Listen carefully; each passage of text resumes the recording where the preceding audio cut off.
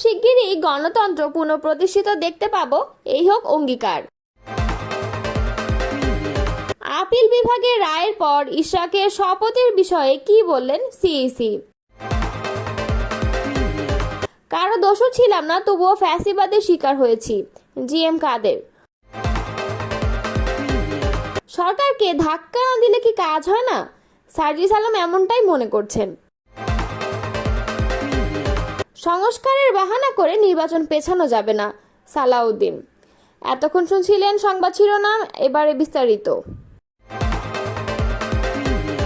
গণতন্ত্রের নিরবচ্ছিন্ন যাত্রা আজও প্রতি পদে পদে বাধাগ্রস্ত হচ্ছে উল্লেখ করে বিএনপি চেয়ারপারসন খালেদা জিয়া বলেছেন, খুব শিগগিরই আমরা বাংলাদেশে গণতন্ত্রের পুনঃপ্রতিষ্ঠা দেখতে পাব, এই হোক শহীদ জিয়ার শাহাদাত বার্ষিকীতে আমাদের অঙ্গীকার।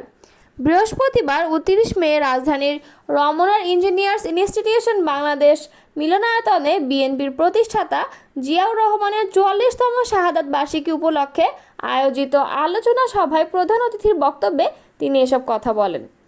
ধারণ করা বক্তব্যে খালেদা জিয়া বলেন, প্রতি বছর এই দিনটি আমাদের জীবনে আসে এক বেদনাবিধু স্মৃতি নিয়ে। এই দিনে শুধু আমাদের পরিবার নয়, বরং সমগ্র দেশবাসী হয়ে পড়েছিল অভিভাবকহীন। বাংলাদেশের জন্মের সঙ্গে জড়িয়ে থাকা এক অবিচ্ছেদ্য নাম শহীদ প্রেসিডেন্ট জিয়াউর রহমান।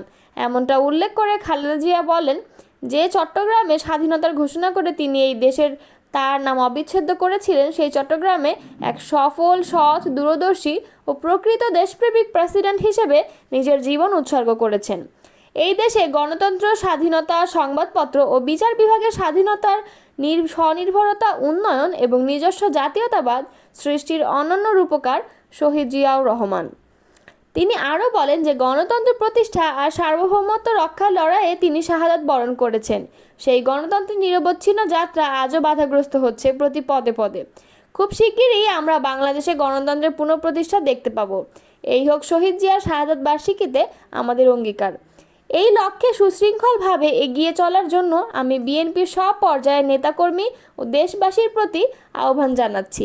খালেদা জিয়া বলেন, মনে রাখবেন, সবার জন্য গণতন্ত্র ও উন্নয়নের মাধ্যমে সব সমস্যার সমাধানের যে রাজনীতি শহীদ জিয়া রেখে গেছেন, তা বাস্তবায়নের মাধ্যমে তার প্রতি শ্রদ্ধা জানাতে হবে। বিএনপির ভারপ্রাপ্ত চেয়ারম্যান তারেক রহমান আলোচনা সভায় ভার্চুয়ালি যুক্ত হয়ে প্রধান আলোচক হিসেবে অংশ নেন। সভায় ভার্চুয়ালি যোগ দিয়ে সভাপতিত্ব করেন দলটির মহাসচিব মির্জা ফখরুল ইসলাম আলমগীর। আলোচনা সভায় বিশেষ অতিথি ছিলেন দলের স্থায়ী কমিটির সদস্য মঈন খান এবং ইকবাল হাসান মাহমুদ টুকু। বিএনপি নেতা ইশরাক হোসেনের ঢাকা দক্ষিণ সিটি কর্পোরেশনের মেয়র হিসেবে শপথের বিষয়ে নির্বাচন কমিশন সিদ্ধান্ত নেবে আদালতের রায়ের কপি হাতে পাওয়ার পর পর্যালোচনা করে। বৃহস্পতিবার বিকেলে সাংবাদিকদের এ কথা জানান প্রধান নির্বাচন কমিশনার AM নাসির উদ্দিন। ঢাকা দক্ষিণ সিটির মেয়র হিসেবে বিএনপি নেতা ইশরাক হোসেনের শপথ নিয়ে আপিল বিভাগের রায়ের পর আজ বিকালে বৈঠকে বসে নির্বাচন কমিশন। আগারগাঁওয়ে নির্বাচন কমিশন ভবনে সিইসি AM নাসির উদ্দিন ও অন্য নির্বাচন কমিশনাররা প্রায় 3 ঘন্টা বৈঠক করেন।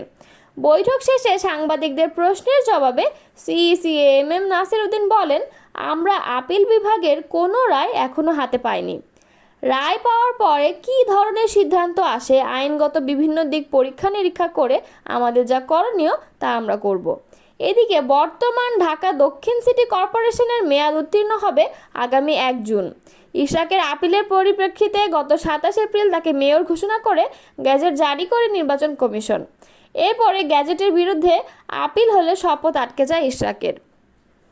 জাতীয় পার্টির চেয়ারম্যান GM কাদের বলেছেন, আমরা কারো দোষর ছিলাম না, আমরা নিজস্ব রাজনীতি করেছি। কিছু কিছু সময়ে আমাদের অনেক ক্ষেত্রে অনেক কিছু করতে বাধ্য করা হয়েছে, যেটা ফ্যাসিবাদ বলা হয়। সেই ফ্যাসিবাদের শিকার সবাই যেমন হয়েছে, আমরাও হয়েছি।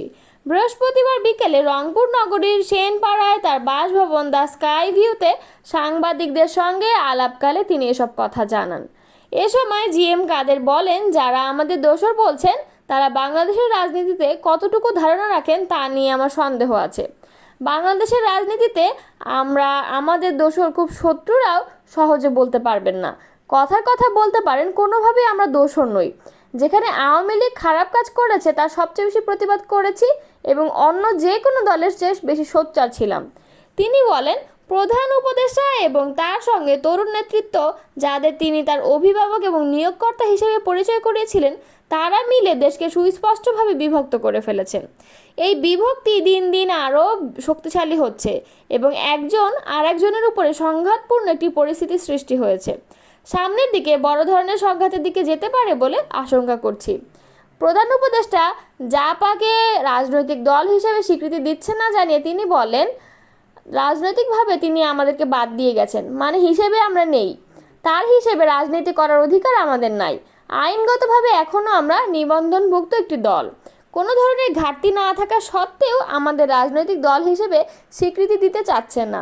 তারা রাজনৈতিক প্রক্রিয়ায় প্রতিদ্বন্দ্বী মনে করে আমাদের রাজনৈতিক অধিকার থেকে বঞ্চিত করছে। আমাদের লোকজনদের ধরে নিয়ে আটক করে রাখা হচ্ছে।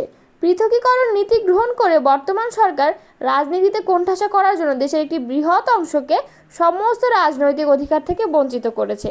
এনসিপিকে সরকারি দল হিসেবে উল্লেখ করে তিনি বলেন, তারা নির্বাচনে নিজস্ব একটি দল তৈরি করেছেন এবং সেই দল এখন পর্যন্ত সম্পূর্ণ সরকারি পৃষ্ঠপোষকতায়। এখন পর্যন্ত কোনো রেজিস্ট্রেশন পায়নি। আমি মনে করি তারা আইনসিদ্ধভাবে রাজনৈতিক দলের স্বীকৃতি পায় না, কিন্তু তাদেরকে সমস্ত ক্ষেত্রে প্রায়োরিটি দেওয়া হচ্ছে। নিজস্ব দল করে তৈরি করে সেই দলের মাধ্যমে এবং একই সঙ্গে নির্বাচন হলে সেই নির্বাচনে লেভেল প্লেয়িং ফিল্ড কখনোই সম্ভব না।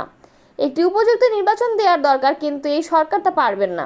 তাদের উপযুক্ত নির্বাচন দেওয়ার ক্ষমতা এবং ইচ্ছা কোনোটাই নেই।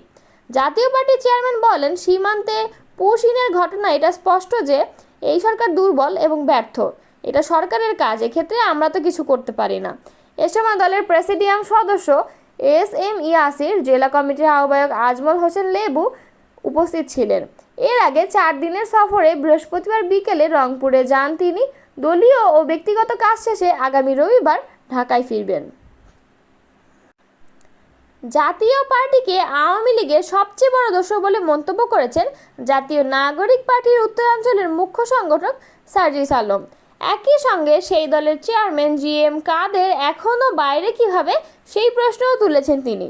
বৃহস্পতিবার নিজের ভেরিফাইড ফেসবুক আইডিতে দেওয়া এক পোস্টে এমন মন্তব্য করেছেন। ফেসবুকে সার্জিস আলম লেখেন, জাতীয় পার্টি আওয়ামী লীগের সবচেয়ে বড় দোষর। বিরোধী দলের যাবতীয় সুবিধা ভোগ করে আওয়ামী লীগকে সরকারি দলের বৈধতা দিয়েছিল এই জাতীয় পার্টি। সার্জিস আরও লেখেন, প্রত্যেক ইলেকশনের আগে অবৈধ সরকারি দলের বিরোধিতার নামে ভণ্ডামি করত, তারপর নির্বাচনের ঠিক কয়েকদিন আগে জি.এম. কাদের ভারতে গিয়ে নেগোসিয়েশন করে ডামি বিরোধী দল সেজে বসে থাকত। সেই জি.এম. কাদের এখনও বাইরে কিভাবে? সরকারকে ধাক্কা না দিলে কি কাজ হয় না, নাকি প্রত্যেকটা কাজের জন্য ছাত্র জনতাকে নতুন করে মাঠে নামতে হবে? সংস্কারের বাহানা করে নির্বাচন পেছানো যাবে না বলে মন্তব্য